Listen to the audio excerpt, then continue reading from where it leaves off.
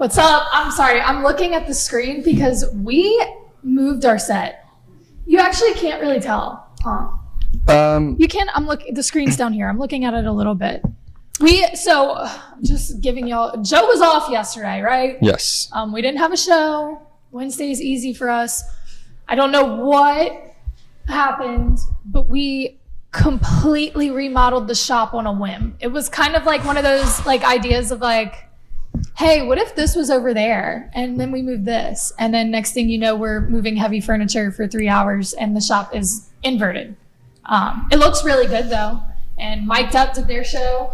You did 10-second runoff on this new set. There's a lot more room. So sorry, that's the first time I've seen the screen and I wanted to see what it looked like. But welcome into Valley Vision. I'm Abby Alonso. Joe Mitchell, of course, is here as well. It's not going to be a long show. Just we'll talk a little bit of basketball, some football, of course, because Selection Sunday is coming up as well as the Heisman ceremony. So we'll talk a little bit about that. Nothing you haven't heard before because it's the same conversation every week. It will be until things move forward. And then Livvy Dunne in the headlines again. We'll talk about what she's doing. I do want to shout out everybody who was a part of our last game day vlog on Saturday. We had such a great time. I believe it was 7 home games. 7 home games we spent out there tailgating with you guys, hitting Freds, walk-ons, going to the games. Got to know a lot of y'all and build a community that we are so grateful for. It was kind of sad doing our last game day vlog.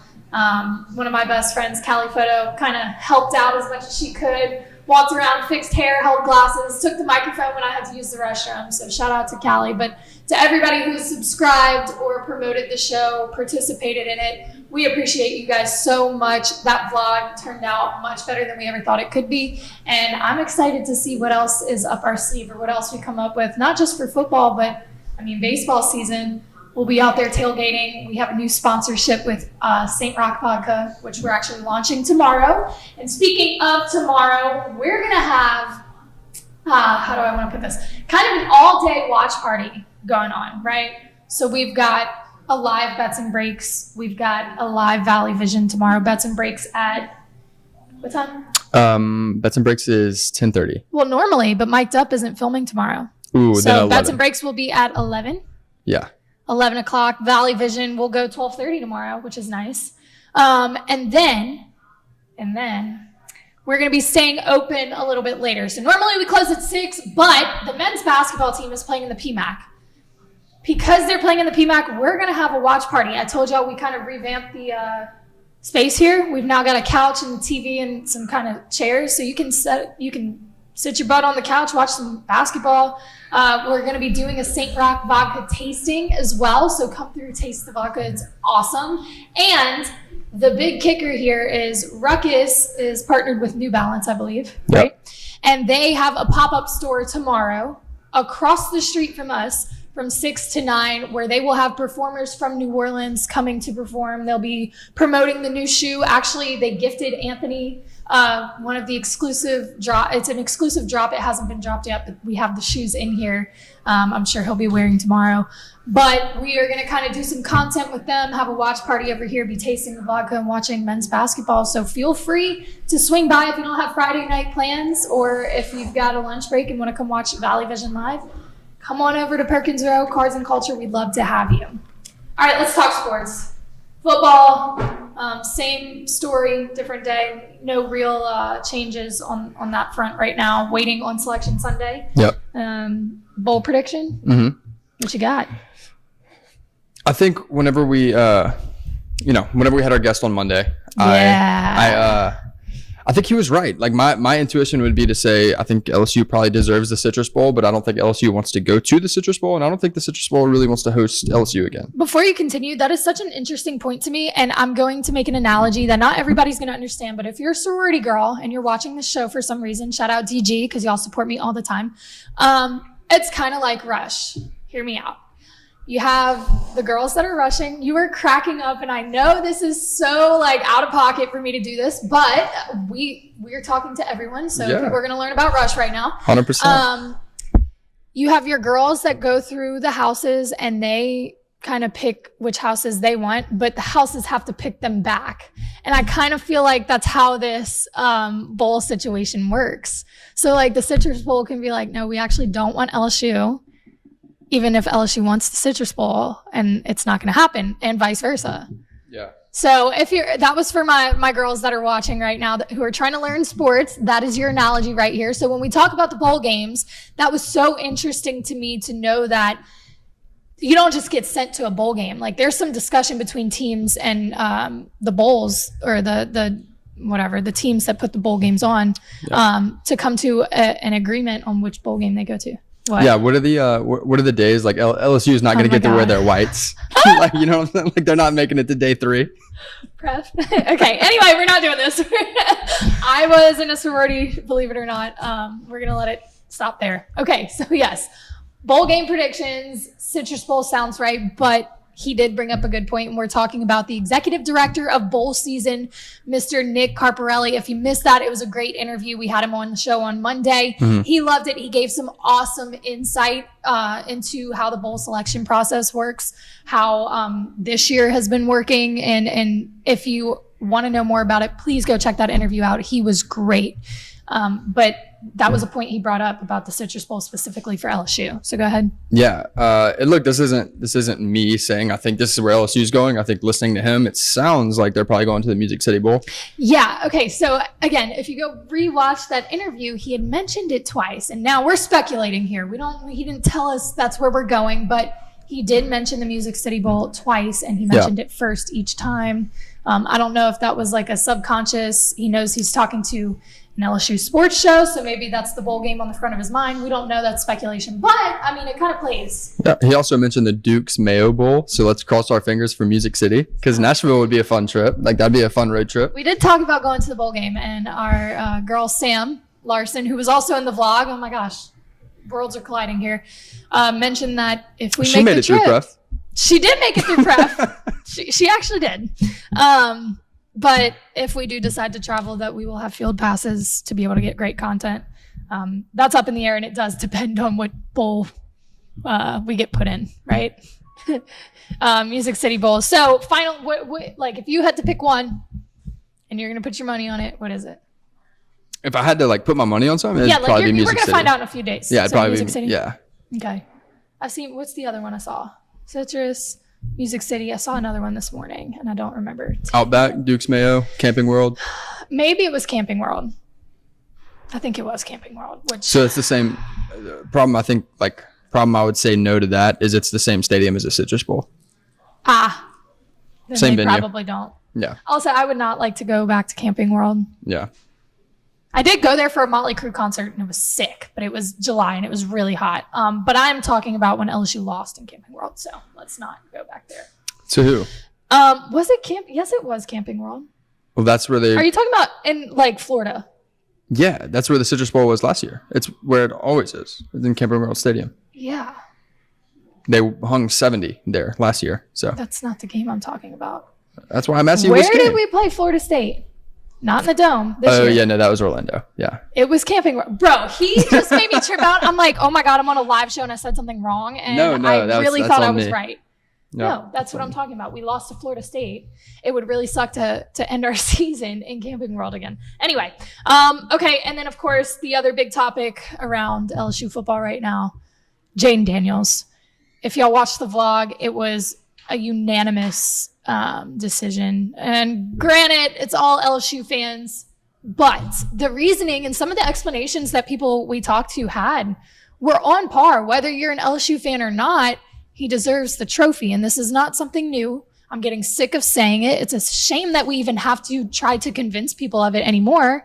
The numbers are there. LSU launched a whole website putting every number you could think of up there. Any reason that you would argue that maybe it's not him, because we did have somebody talk about Bo Nix and his completion percentage over the weekend. I don't think that one statistic is like the done deal. That's why Bo Nix needs to win the Heisman. Even that statistic is misleading because Bo Nix has a higher completion percentage, but Jayden Daniels has higher yards per completion is like significantly higher. Yes. passes downfield, or the length of passes downfield are significantly higher. Like, I think that's a misleading stat, but yes, he does lead that. So we're not going to continue to argue that Jayden Daniels should win the Heisman. That's a given. Everyone knows it. Y'all know how we feel. That ceremony is in a little over a week, December 9th. So about a week and a half. I don't doubt that he'll be in New York. No. Now, if you don't know how Heisman voting works, the ballot is sent out to 85 media members or 185. It's a small amount of media members and all of the living Heisman winners. So they all get a vote. And of course, the public gets a vote, but I can't say it weighs too much because last I checked, Jordan Travis was in second place in the public vote for the Heisman. That's not going to happen, but that's not to say don't go vote. Definitely vote. I think if it's an overwhelming number. And I would like to think that the living Heisman winners would want this to go to someone who lines up with what the award is, because that award holds meaning to them. They, I'm sure, would like to identify with the characteristics that go into the Heisman. And wouldn't you want that to go to somebody that you believe also lines up or checks those boxes? Yeah. So, and I know everyone's like, it's not rigged, but like, it's our luck. It's going to go to Bo Nix. He's favored, whatever. I cannot, just the conversation that has taken place over the past couple weeks online, I cannot see it going to Bo Nix. There can't be that many people that would sit here, look you in the eyes and argue that Bo Nix deserves the trophy over Jayden Daniels. There cannot be, not intelligent media members and not proud and respectable Heisman winners. There's no way. Yeah. Maybe a handful, but I will not accept the fact that they might vote Bo Nix to win it. Yeah, I'm with you. I don't think any reasonable person thinks Bo Nix should win it, unless you're an Oregon fan. Like, if you're an Oregon fan, like, I get the bias. Yeah, I do. But I don't think anybody who's not a fan of Oregon or LSU, like, I feel like they would side with Jayden on this. Unfortunately, I do expect Bo to win it. Isn't that a shame, though? That so many people feel the same way about Jayden rightfully deserving the trophy, and yet we all feel as if he's not going to get it. That's a red flag, if you ask me. Enough of the football. We'll let it simmer down for a little bit until we'll talk about it a little bit. I'm sure something will happen overnight, that there's something we're talking about on tomorrow's live show. But Monday we'll know what bowl game we're going to be playing in. So we'll and who we're going to be playing. So we'll be able to kind of talk about that a little bit. But let's switch over to volleyball. No, volleyball is over, Abby. Basketball, women's basketball first. Big name in the media right now. Angel Reese has been out. Suspension. Lots of hearsay on what that was about. It doesn't matter. She's back. She missed 4 games. She will be suiting up for the game tonight, and this comes at a great time because they have a top 10 matchup in the PMAC tonight. Number 7 LSU versus number 9 Virginia Tech. This is a rematch of the semifinal game, the national semifinal game last year. So it's a huge one. There's a lot of weight in this one, a lot of eyes on this one. We are going to be there, or you're not. Sorry, Joe. Joe's got plans. Joe's too cool. Anthony and I will be there getting some content of that. Haven't quite figured out what that content is, but we will be there.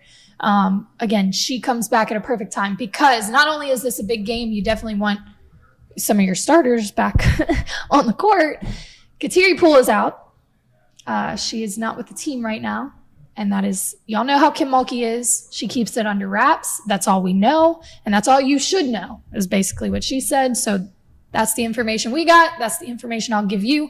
KP is out. She has not returned to the team yet. Samaya Smith is done for the season. That's a big blow. She tore up her knee.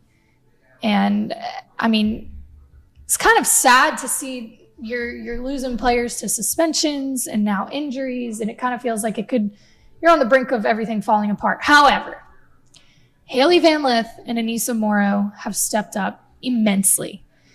Hailey came in. We knew that she was probably going to have a big impact on this team, and she has, more so than she's needed, or she's had to have more of an impact than we thought she would because of the loss of players and because of the way that the chemistry is working out, having to move people around and put people on the court that maybe wouldn't have been a starter if people weren't suspended or injured. And Aneesah Morrow. Now, she went off this weekend, to put it lightly. She was named SEC and ESPN Player of the Week. I think there was another outlet that also named her Player of the Week. They went to the Cayman Islands. And she went off, like off. And I posted something on social, but I'm going to break down these stats and hold on because there's a lot. In their first game against Niagara, she had a double-double with 28 points, 10 rebounds, 5 steals. That was the third time in 4 games that she had 5 or more steals. It was the 14th game of her career with 25 or more points, 10 or more rebounds, and 5 or more steals. No other player has had 6 such games over the past 25 years. She's had 14. Against Virginia, she had 37 points and 16 rebounds. It was her second career game with at least 35 points and 15 rebounds. She averaged 32.5 points, 13 rebounds during the entire tournament, obviously earning a spot on the all-tournament team. Both games had season highs for points for her. And her 28 steals total this season rank 3rd in the nation, and her 145 total points ranks 15th in the nation. Talk about stepping up. Aneesah Morrow. This comes at a perfect time for her to be racking up these monster numbers when her team really needs her to do it. And I'm looking for her to go off. What are you laughing at? You know me. I just have dad jokes just going. She's like Mrs. Claus with how she's taking everybody cookies. But get off the camera right now. I deal with this all day, every day. All day, every day. It's the dad jokes. Anyway, he stopped me in the middle of my rant. No. You didn't stop me, but you were laughing and it distracted me. Anyway, bottom line, Aneesah Morrow, huge asset for this team. Gonna look for her to, and look, it's gonna be a little different having Angel back on the court after not playing for 4 games, and they've kind of figured out a little bit of chemistry without her on the court, and you're seeing people kind of step up and put up numbers. So it'll be interesting to see the dynamic and how things flow tonight with Reese returning. But I am still looking for Aneesah Morrow to continue to put up these kind of numbers. She's a big help to this team right now. Switching over to the men's side, you're still laughing. I wish, like, this is the funny thing is we're really transparent here, right? The funny thing is he takes himself off the screen, so I just look like I lose my train of thought and I'm distracted by everybody and their mom in here. You didn't look distracted. You're handling it great. I can't look at the camera because he's like over in his chair, like giggling, like a little, not giggling, but doing the little beard scratch. This is crazy. Smirking. This is crazy. Get off the screen. Men's basketball. Oof, tough. Tuesday, they got whooped up on by Syracuse, lost 80-57. They're now 4-3 on the season. Jordan Wright had 15 points. Jalen Reed had his first college career double-double, 14 points, 11 rebounds. But they overall really, really struggled. From the arc, they went 2 of 22. They only had 1 in each half, which is tough. That's really tough. And they had 19 turnovers. Syracuse scored 26 points on LSU's 19 turnovers. Now, we had talked about this team before, and I think the first sign of trouble was against Nichols when they just looked like, I said it 1,000 times before, the LSU basketball team was not in the PMAC that night, specifically in the first half, but it just looked like little league ball, like straight up. It was sloppy. We thought we got away from that, and they kind of cleaned things up a little bit, but I mean, you've got 19 turnovers in a game, allowing the other team to score 26 on 19 turnovers. There's clearly some things you need to go back to the drawing board for. They do play tomorrow night. They'll play Southeastern in the PMAC, so we'll get to, well, we'll be here, but we'll have the game on for that watch party to hopefully see them kind of fix some things, because they have not, I think both teams honestly have not, and it's early, right? You've got a lot of season left. You got a lot of new names and a lot of things that didn't go according to plan or how you thought things were going to pan out during the season. The off season, both teams seemed really promising, and then just bump in the road here, adversity challenge here. So both the men's and women's basketball teams right now, I think, are trying to pivot. I like that word, pivot, and reevaluate and find the chemistry that is going to help them see success during the season. In different scenarios, it's completely different scenarios for both teams, but I think chemistry is the missing key piece for both teams right now. All right, we're on the fun side of things. Tiger Tea. We haven't had Tiger Tea in a while. Yeah. We've been so busy with interviews and content, and we do have Tiger Tea today. And of course, it is about Livvy Dunne, because who else would it be about right now? Livvy Dunne was on the cover of Sports Illustrated for the second consecutive year. They do the most iconic shoots with her.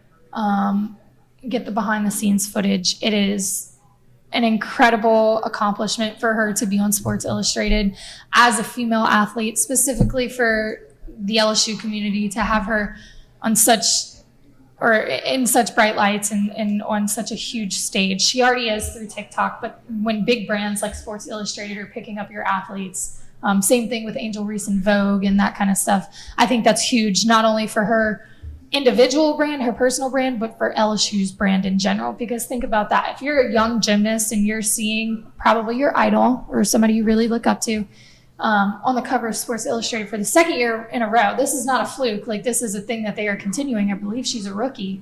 That is definitely a selling point to come to LSU.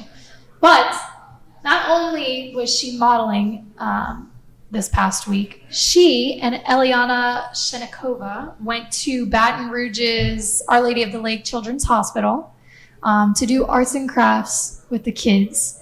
LSU Gym posted some content from that. I think the girls, as well as the hospital, posted some content from that. And my point in bringing up both of these things that Livvy Dunne is doing, she did both of those things, I believe, in the same week or 2 weeks. She's obviously a woman that can do it all. She's got her own foundation. She's getting out there in the community, as well as inspiring people through the photo shoots, and she still has the fun TikTok, and she's still very unapologetically herself. I think she has definitely changed the college athletics NIL world completely. It'll be hard to top her personal brand or her influence on NIL ever.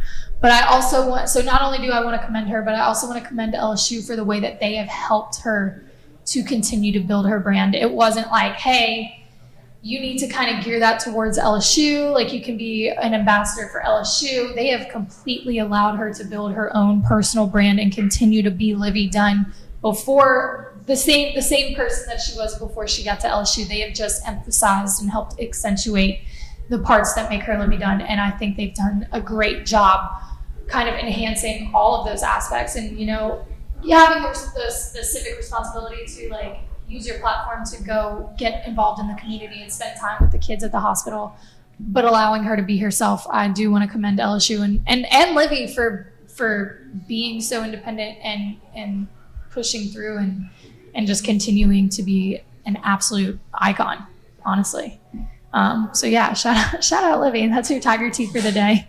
Livvy's posing on the cover of Sports Illustrated and then doing arts and crafts with kids in the hospital. Super cool.